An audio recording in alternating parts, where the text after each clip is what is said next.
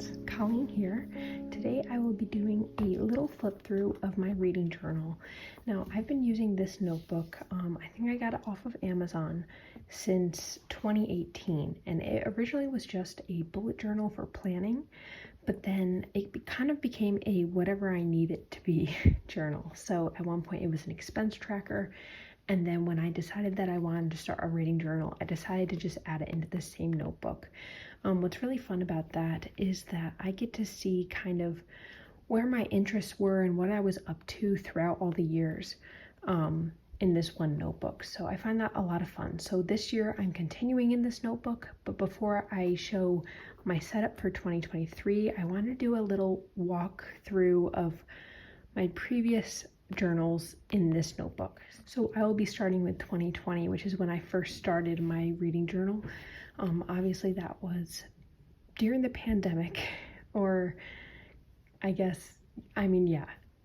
So before that I was using this as an expense journal. So you'll see here I didn't really do a cover page. It was kind of a spur of the moment, like I want to do a reading journal, let's put this together. So this year has a lot less interesting details than future years. So we'll start with all the books I read in 2020. I just put the title, the author, and the rating out of stars. And then I just had a very simple stats page. So I kept track of how many books I read each month, how many pages I read each month, a little comparison of how many books in each genre I was reading. This was supposed to be fiction versus nonfiction. I think I was supposed to color it in, but I didn't end up doing that.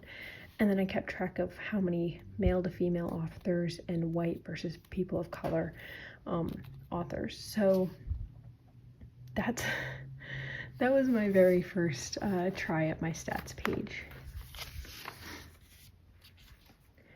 Then I have my Goodreads reading challenge. My goal was to read 45. I obviously read quite a few more than that. The colors aren't they don't mean anything. It's just a pattern of colors that I had.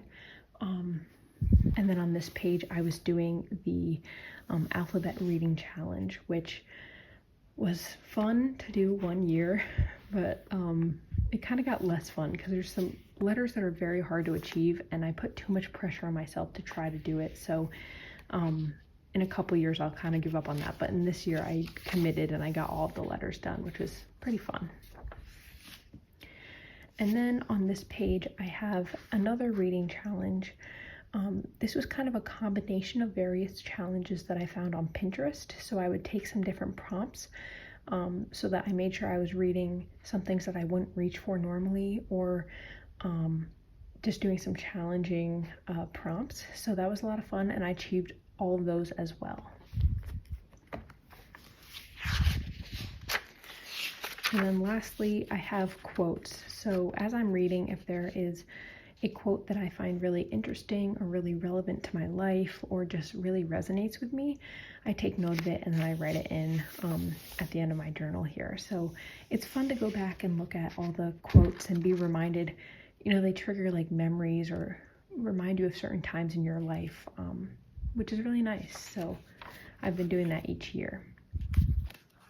Okay, now going into my 2021 journal.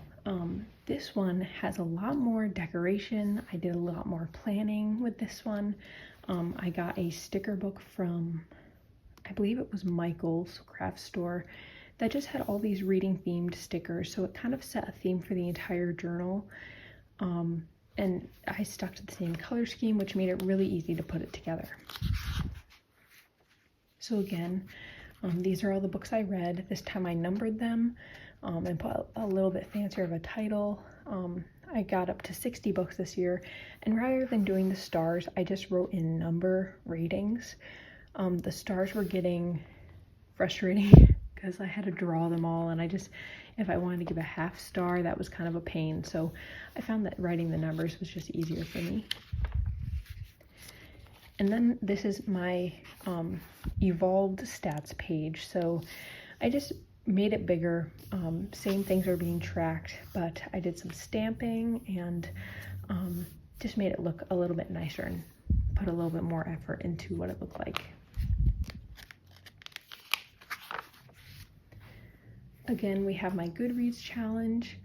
The colors are still just a pattern of colors that I was trying to match kind of color scheme with the stickers. So they're not representing anything. It was just coloring the boxes, and obviously I achieved my goal. And then I had another reading challenge. I think, again, I kind of took prompts from various challenges to put them together. And I achieved all of the prompts that year as well. Then this page is really fun. It's a map showing the settings of the various books I read. So like, I think I read one set in like Washington/Oregon, not really sure. But I would correlate that to the number read on my, on this page. So like 46 Wildwood. So yeah, that's set in Portland, Oregon. So I saw that idea on Pinterest somewhere, and I thought it was really fun. The most challenging part of this was trying to have the numbers large enough to read, but still point to the spot on the map. And the map is pretty small since it's only taking up half a page. But yeah, I really like the idea, and it's really fun to map it out. And then this page was a book club that I was participating in called Reading with Heba. This group is still active. That's following along with Heba Alsabai from My Little Journal. She still has a book club going, although I haven't really been tuning in as much. But at the time, as I would read them, I would write reviews of those books from that book club. I don't actually like writing reviews all that much. I put too much pressure on myself when it comes to writing reviews.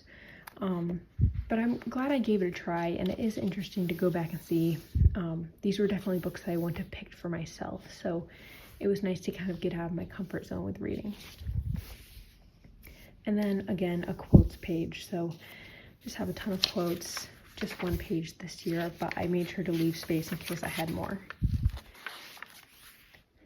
Oh, and this year I actually added last minute a favorites page. So each month I would read, or I would choose which book from that month was my favorite.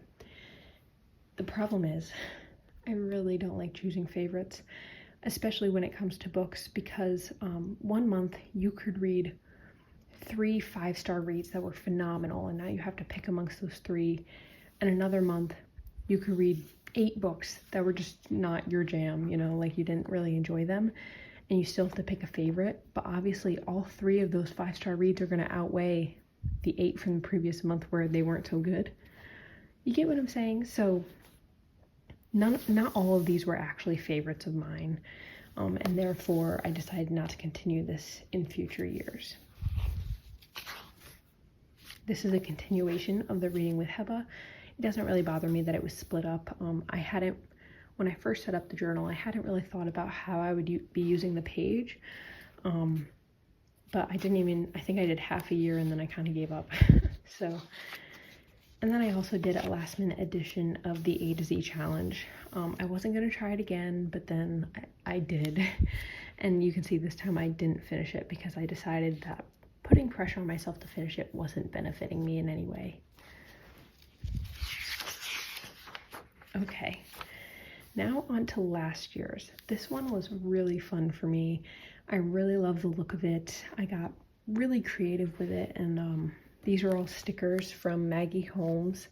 It was the exact style I wanted to go for, so yeah, let's get into it. So here is my books I read in 2022 page. These are alpha stickers, so they are raised up. And then I did the highlighting in pink. I was going to stamp all the numbers, but then gave up on that. But yeah, pretty basic, pretty similar to previous years. This is my I'd Rather Be Reading page, and this is the first time I did this. And it is basically tracking all the days of the year that I read. So All the colored in boxes are days that I did a little bit of reading. It could just be like 2 pages of a book, but like I took the time to do some reading. And then there's also colored in dots and open dots. The colored in dots are the days that I finished a book, and the open dots are the days I started a book. So some days can get really complicated, like I finished one book, started another and finished it, and finished another book in this one day. And all the colors are based on the genre, which I have over here on my stats page. So all these maroon, those are when I was reading a classic. The green is when I was reading historical fiction, and so on. So I think that's a really fun page. You can imagine that it's a little tricky to keep up with, but when I do read, I go into the notes app on my phone. I make a note of what I was reading on which day and whether I started or finished it. So then, like once or twice a month, I go in and I update this based on my notes app. And then again, we have my stats page. So very similar to previous years.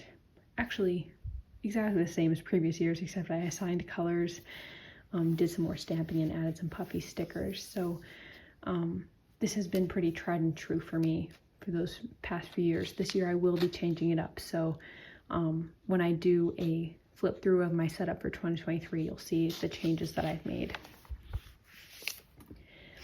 This is a shelfie page. So this page, I used a printable from Morgan Long. I'll tag her down in the description. But she created this printable, and then I used it to fill in all the books currently on my shelf that I have not read yet. And as I read them, I would fill in the spine of it with a color. I only read 1, 2, 3, 4, 5, 6, 7 of them. So obviously it didn't, I wasn't super motivated to read them, but it was fun to kind of keep track with that. And then this is my Goodreads goal. Again, I just did boxes, but this time the color correlates with my rating of it. So the maroons are all my 2-star books, so that's 2 to 2.9. This is green is 3 to 3.9, 4 is the pink, 4 to 4.9, and then 5 stars are the yellow. This page was a Rad Reads challenge. If you're not familiar with Rachel from Rad Reads, I'll tag her below as well. But each year she puts out a challenge of 9 books, and this was the challenge I chose to do, rather than combining multiple challenges. And then I used my Canon selfie printer to print out the cover of each book and tape it in along with the prompt. This was another challenge, Read the World challenge, where I believe this was on Storygraph. And you're supposed to read a book set in these countries, written by someone from this country, which was very challenging to the point where I did not achieve it and or really try to achieve it. There were a couple times when I would go looking for a book, but then I wouldn't find something that really sounded like something that would interest me, so then I would give up. So I found that trying to do the 2 challenges plus trying to read what I actually want to read became a little too much. So this coming year I'll just be doing 1 challenge. And then here is my map layout again. This time I made the map a lot bigger, going onto 2 pages, and then rather than trying to do numbers with lines, I just did dots, and the dots are colored by genre, again going back to the stats page. So any like contemporary books are the color pink, any nonfiction books are blue. So you can see when I read Trevor Noah's Born a Crime, that's based in South Africa. I read a lot of contemporary based in the US. So yeah, I thought that was a lot of fun. I'm actually not doing this again in 2023. Sometimes it would just get stressful trying to figure out or remember where a book was set. And again, I don't want doing my reading journal to be something that's stressful or that I have a lot of pressure on me to do.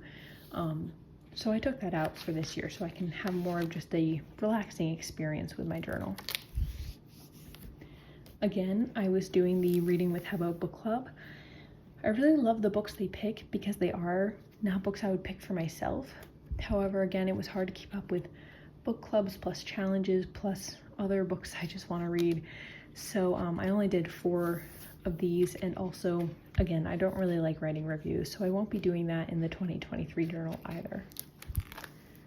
This is a really fun page that I haven't seen anyone do before, but it is a Little Free Libraries page. So if you're not familiar with Little Free Libraries, they are these little built boxes to look like houses, or just decorative boxes where the owner of the box can fill it with books, and then other people can go visit the box and drop off books and like exchange books. So you can drop one off and pick one up.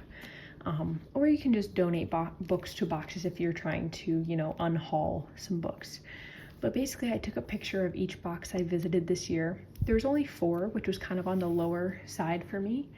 And I just took a note of the date I was visiting it and where it was, and then if I noted what I dropped off or what I picked up. So that was really fun. I'm definitely going to be doing that again in this coming year, and I hope to visit more little libraries throughout the year as well. So this is my no shelf control page, and what this is tracking is all the books that were added to my bookshelf in 2022, whether that's by me buying them, by someone gifting them to me, by picking them up in a Little Free Library, etc. So this actually flips up because I had a lot of books that I picked up. And I just did a decorative page here, and then I had a few more and added some stickers below. And that's just really fun just to see kind of how my collection grew throughout the year. So I will be doing that again in the coming year. Also, I want to note, I do work at a library where we have a book sale where you can get books for $2 or $3 each. So a lot of these books came from there because I got a super discount. So I'm not spending too much money on books, but I do have a lot coming in and my shelves are filling up pretty quickly. And then lastly, I have my quotes page. So I had fewer quotes picked out this year. It's something that I just wasn't really paying attention to, or when I'm reading more contemporary books, they're not as impactful most of the time, especially since the majority of the books I read are romance. So they don't always have things that really resonate with me, but I did keep track of some quotes. And then sometimes I consider taking my story graphs and adding them in, but I have yet to do that. Maybe this will be the year that I do. I just think if I print them out and paste them in, but like I said, I haven't done that this year. So here's a little sneak peek of 2023, but I'm going to save that for another video. So yeah, that's my walkthrough of my past reading journals. Thank you so much for tuning in today. I hope this inspired you to set up your own reading journal or gave you some ideas to make changes to your previous journals. If you like this video, go ahead and give it a thumbs up. And please subscribe to my channel if you want to see more creative, crafty content. And yeah, I hope to see you again soon. Thanks so much. Bye-bye.